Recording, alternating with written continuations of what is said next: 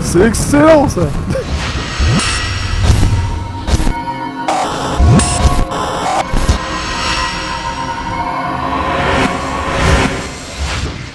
Marty! Salut à tous, c'est Monsieur Marty. En complément de l'article que j'ai fait sur dantoncasque.com, je vous propose l'essai vidéo de la MT-09 Tracer. Alors je vous annonce tout de suite, ça envoie du lourd. J'ai donc décidé de mettre que mes réactions à chaud. Allez, c'est y part.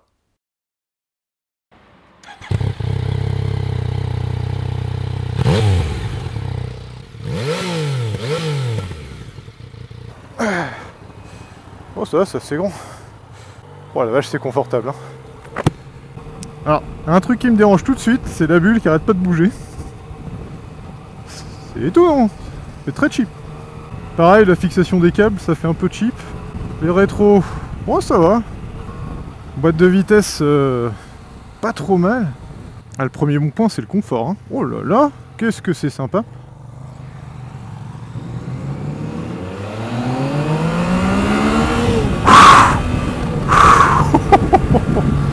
Eh, ça va quoi. La position de conduite est parfaite. Les pieds sont légèrement en arrière comme sur une Roadster, ça vous donne les genoux un peu pliés. Niveau buste, on est bien droit. La réponse à l'accélération a été retravaillée. C'est très agréable par rapport à la MT-09 de base, où vous preniez des à-coups, même en mode standard. Là, il y a de l'à-coup, mais c'est parce que je conduis comme un pébron. Mais on sent que c'est dosable. Alors les commandes, faut s'habituer un peu, mais ça a l'air de tomber sous la main quoi. On est assez bien protégé du vent. La bulle est en position haute, je fais 1m85, ça tape un peu au-dessus de la visière. Enfin, dans le haut de la visière pour être plus précis. Ouais, c'est ça. Ah, il y a le traction control qui s'est mis en route. Ok, c'est pour ça que ça wheelie pas.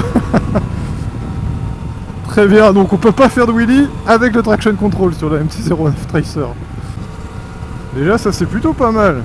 On peut rouler en mode tranquille. Traction control est là pour assurer le coup. Ah, vraiment la conduite elle est très souple. Hein. Ça n'a rien à voir la cartographie moteur avec la MT-09. C'est vraiment agréable. Protection des mains, impeccable. Les pare-mains font vraiment leur boulot. En revanche, les épaules ils prennent un peu. Tout simplement parce qu'on est en mode guidon large. Ah ouais, moi la bulle elle me protège pas entièrement, elle me tape un peu dans le haut du casque. On a le temps de trouver les commandes. Et je suis en 5ème à 40 km/h.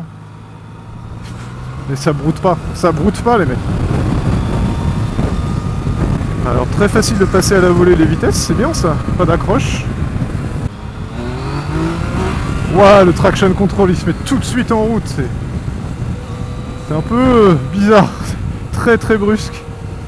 Je pensais pas que j'arriverais à le déclencher, mais force est de constater que vous tapez une première à fond à l'arrêt, tout de suite ça vous rappelle à l'ordre et ça vous repose sur vos roues. Hein. Ce qui est génial, c'est de pouvoir rouler avec une allure très lente, tout en gardant des rapports assez élevés. Et si on essayait le mode A pour rigoler, putain le bouton de mode, faut faire comme ça. Si vous êtes prêts?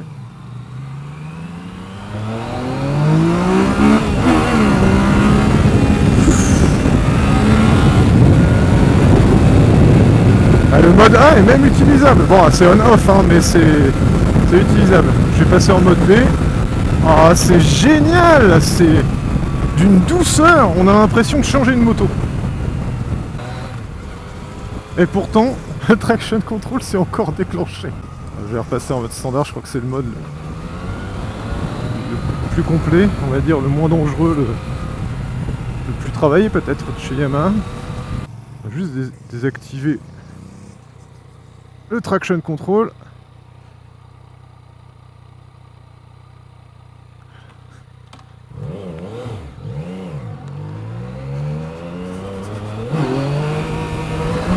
Ok, d'accord, bon. C'est bien le traction control qu'empêchait les wheelies. La vache, ça lève tout seul, hein. Il va falloir être très vigilant à pas faire l'idiot. C'est un vrai régal au niveau des amortisseurs, il y a un travail qui a été fourni, c'est clair.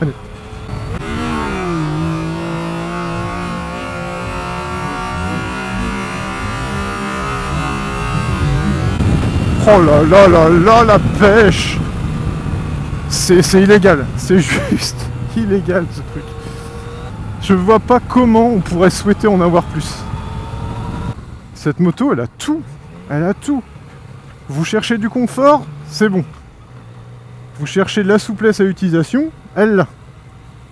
Vous voulez envoyer? C'est une blague ou quoi? Ça envoie du pâté. Non, franchement, je vois pas ce qui pourrait déconner. Le prix, 10 000 €. 9 999, comme on dit dans les journaux. Avec ces 10 000 € là, vous repartez avec un trail sportif. C'est un terme que j'aime pas beaucoup, mais pour le coup, c'est... je crois qu'il n'y a pas d'autre mot pour cette bécane. Et donc, dans les options, on va dire, de série, on a, pour 10 000 €, un ABS, un traction control déconnectable pour les wheelies.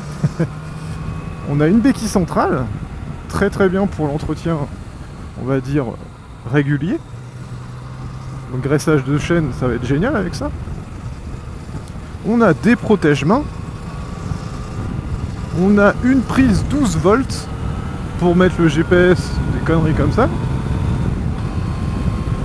On a une selle réglable en hauteur sans outils. Tout ça pour moins de 10 000 €. C'est dingue quand même.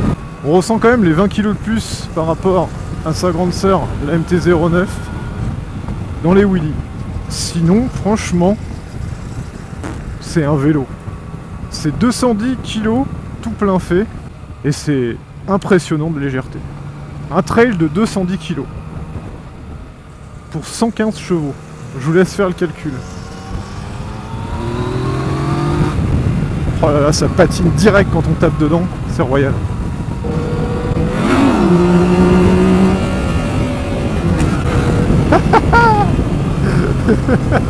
C'est excellent ça. La pêche que ça. Est-ce que cette moto s'adresse aux débutants? J'ai envie de dire oui, mais non.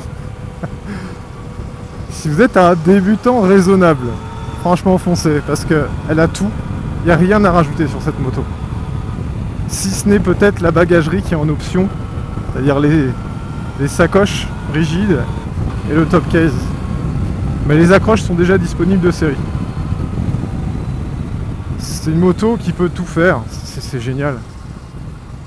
Pour le duo, je ne sais pas parce que je suis tout seul là, mais je pense que c'est une moto capable de faire du duo, pas forcément 1000 km en une journée, mais 500 facilement. La position de conduite pour le pilote, elle est géniale. Bref, parfait. En revanche, si vous êtes un jeune permis et que vous souhaitez un peu envoyer, faut lâcher l'affaire quoi. Faut surtout pas prendre ça, vous allez vous tuer. On va remettre le traction control.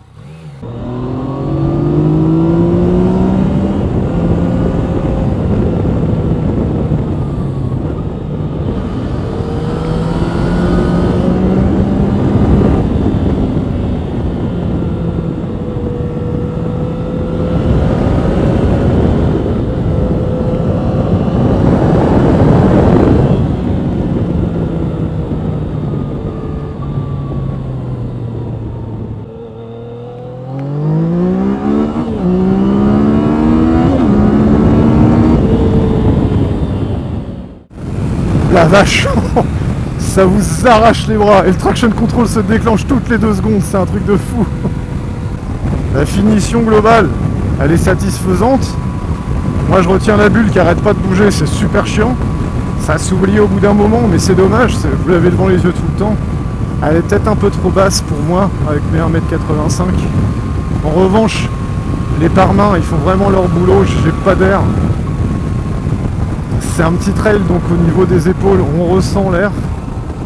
Très bonne protection des jambes. Assez étonnant, puisqu'il n'y a pas beaucoup de carénage quand on regarde. Et pourtant, les jambes, elles sont très bien protégées.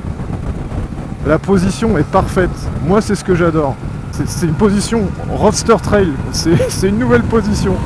C'est vraiment puissant. Je suis en 6 à 50 km/h. Elle en a encore sous le capot, si je puis m'exprimer ainsi.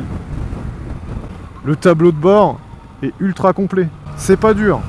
Il y a le contour, la vitesse affichée, jusque là, Vous allez me dire, quelle moto ne le fait pas? Vous avez bien raison. On a la jauge d'essence, on a l'heure, on a la température moteur, on a la température extérieure, on a les tripes, 1, 2, on a l'odomètre, forcément, le rapport engagé, il y a une petite alerte si on est hors fuel. Non, non, c'est superbe. Tout ça, ça se pilote à gauche avec les boutons. Il y en a la dose, je pense que pour le début, on est paumé. J'ai rien touché tellement je comprends que dalle. Le concessionnaire m'a montré les menus, il y en a plein. Il y a même moyen de changer le display, c'est-à-dire de dire je mets les rapports à droite ou à gauche. Non, c'est parfait.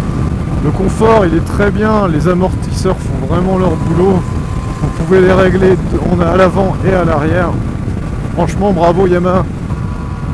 La selle est confortable. Maintenant, je pense qu'il y a plus confortable ailleurs quand même. Le frein moteur est pas top. Vous allez me dire, c'est un 3 cylindres. Jusque là, c'est logique. C'est d'une légèreté, c'est époustouflant. Qu'est-ce que la Yamaha MT-09 Tracer ne sait pas faire? C'est une question que je me pose. Vraiment. J'ai l'impression que c'est la MT-09 avec tous ses défauts gommés. On a des meilleures suspensions. On a une meilleure protection, même si c'est pas vraiment un défaut, parce que la MT-09 à la base c'est un roadster naked bike. On a la cartographie qui est enfin corrigée, l'onctuosité du mode standard, t'as coupé le souffle, c'est le jour et la nuit. En revanche, si vous en voyez, c'est les cale-pieds, ils sont assez bas et ils ont des protections en dessous là, vous allez les gratter de suite quoi. La selle est sympa parce que c'est assez évolutif, on peut se coller au réservoir, se mettre en arrière selon ce qu'on veut faire. Très cool. Alors c'est très étonnant, au 6ème elle a une autre sonorité la moto. Regardons un peu l'équilibre. Ah ça bouge pas. Hein. Parfait. Hein.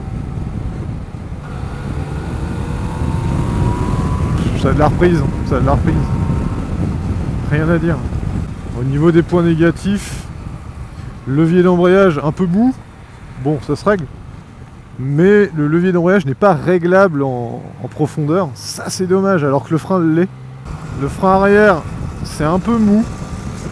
On va loin dans la pédale pour pouvoir freiner. Le frein avant quant à lui c'est vraiment puissant. Il faut un petit temps d'adaptation je pense. Là, niveau comportement dans les virages, elle bouge pas la moto. Hein. Vous la mettez où vous voulez. Il n'y a pas de secret.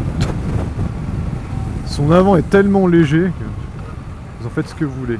La boîte pour moi elle est nickel. Les rapports ils tombent bien. Si on peut monter les rapports à la volée sans avoir de désagréables bruits ou de faux points morts. Là je la ramène à la concession et j'ai juste envie de repartir avec. Hein. C'est un truc de dingue. Oh, la hauteur ça va en fait. L'esprit motard, c'est ce lien qui nous unit tous. On ne se connaît pas. Ça ne nous empêche pas de nous saluer, sans se préoccuper de la cylindrée ou du type de bécane qu'on croise.